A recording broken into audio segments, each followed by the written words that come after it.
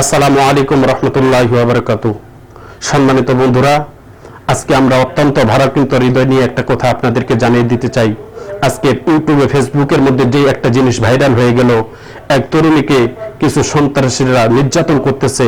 আজকে দেখা যায় সিলেটের এই ধর্ষণের কথা শেষ না হতেই আজকে আরেক তরুণীকে এরকম নির্যাতিত করতেছে। আজকে আমরা বাংলার মুসলমান কোথায় জাগে আছি?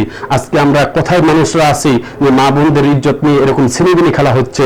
আজকে বাংলাদেশের এরকম শাসন পাইতেছি না, তাদের বিচার পাইতেছি না। আজকে আমরা কোথায় যাই তাদের আমরা হাত বাড়াবো? দেখেন আজকে এই ফেসবুকের মধ্যে যে তরুণী, কিছু সন্ত্রাসীরা এই তরুণীকে উলঙ্গ করে নির্যাতিত করতেছে। দেখে আসি সেই ভিডিওটা কি অবস্থাটা কি করতেছে।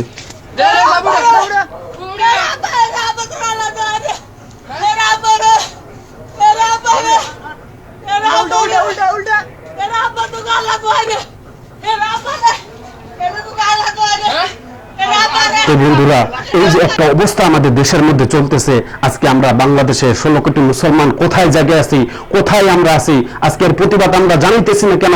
বাংলাদেশের প্রধানমন্ত্রী মাননীয় শেখ হাসিনাকে আমি একটা কথা বলতে চাই যে আজকে আপনি শেখ হাসিনা, আজকে আপনি মহিলা, আপনি এই দেশে থাকাকালীন আজকে আপনি নিজে মহিলা হয়ে আজকে আপনার দেশের মধ্যে মা বোনদের ইজ্জত নিয়ে এরকম ছিনিবিনি খেলা হচ্ছে। এর বিচার আপনি এরকম করে করেন যেন সারা বাংলায়, সারা বিশ্বে কোনো মা বোনদের ইজ্জত নিয়ে কেউ ছিনিবিনি খেলার চেষ্টা না করে। আজকে দেখা যায় আলেম ওলামা ভালো মিছিল করতেছে, এর বিরুদ্ধে তারা সোচ্চার হয়ে একত্রিত হয়ে তারা এর আন্দোলন গড়ে তুলতেছে। দেখে আসি আলেম ওলামারা কিভাবে এর আন্দোলন করে উঠতেছে।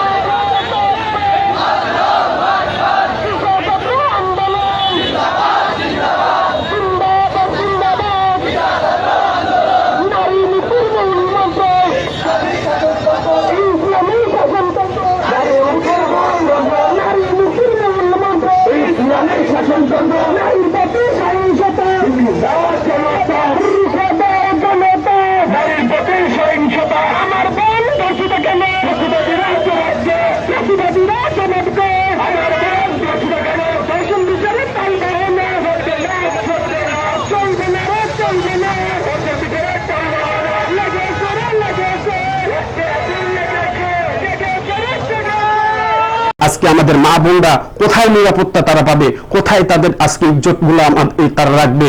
আজকে স্বামীর সাথে যাই যদি স্ত্রী ধর্ষণ হতে পারে, কালকে আপনার আমার বোনকে নিয়ে রাস্তা হাঁটতে পারবো না, আমাদের মা বোনদেরকে নিয়ে আমরা রাস্তা হাঁটতে পারবো না, তাহলে আমরা কার কাছে যা আশ্রয় খুঁজবো? কার কাছে যা আমরা এই বিচার জানাবো? বাংলার প্রতিটি মানুষের উচিত এই ধর্ষণের বিরুদ্ধে সোচ্চার হয়ে এক হয়ে এই ধর্ষণের বিরুদ্ধে আন্দোলন করে তোলার এই বিষয়টা আপনাদের কাছে আমি রেখে যেতে চাই।